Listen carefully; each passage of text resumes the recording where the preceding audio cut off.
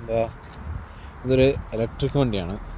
Electric വണ്ടി charge ചെയ്യുന്നതാണ് നിങ്ങളീ കാണുന്നത്. ഇപ്പം നമ്മുടെ നാട്ടിലിപ്പോൾ KSEBക്കാർ ഇതുപോലെ ഒരു സംഭവം തുടങ്ങിയിട്ടുണ്ട്.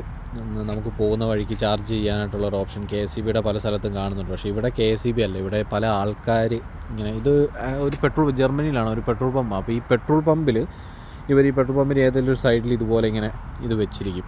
അവർക്കും അറിയാം ഇവിടെ ഇങ്ങനെ നമുക്ക് വരുന്ന വഴിക്ക് ഈ പമ്പിൻ്റെ ഇത് കാണുന്ന കൂടെ തന്നെ ഇവിടെ ഇലക്ട്രിക് വണ്ടി ചാർജ് ചെയ്യാൻ പറ്റുമോ ഇല്ലയോ എന്നുള്ളതിൻ്റെ ഒരു ബോർഡും കൂടെ അവർ കൊടുത്തിരിക്കും.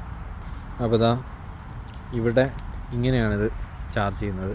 എനിക്ക് തോന്നുന്നു ഇതിൻ്റെ ഈ ചാർജ് ചെയ്യുന്ന ഈ പോർട്ട് യൂണിവേഴ്സലാണെന്ന് തോന്നുന്നു. എല്ലാ വണ്ടിയിലും സെയിം ആയിരിക്കും. കാരണം ഇവിടെ ഒരു കമ്പനിയുടെയാണ് ഈ ഇരിക്കുന്ന മുഴുവൻ ചാർജിങ് പോർട്ടും ഉള്ളത്, വേറെ കമ്പനിയുടെ ഒന്നുമില്ല. അപ്പം എല്ലാ പോർട്ടും സെയിം പോർട്ടായിരിക്കും. അതുകൊണ്ടായിരിക്കും പലതരത്തിൽ. ഇത് കുപ്ര എന്ന് പറയുന്ന വണ്ടിയാണ്.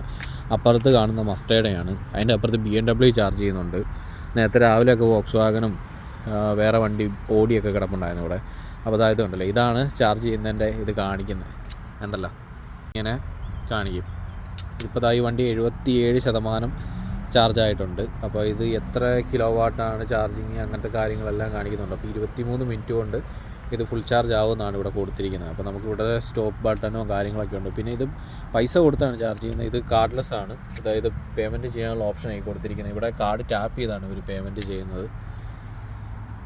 ഇതാണ് ഇലക്ട്രിക് വണ്ടി ചാർജ് ചെയ്യുന്ന സ്ഥലം. അപ്പോൾ ഇത് നിങ്ങൾക്ക് എല്ലാ സ്ഥലത്തും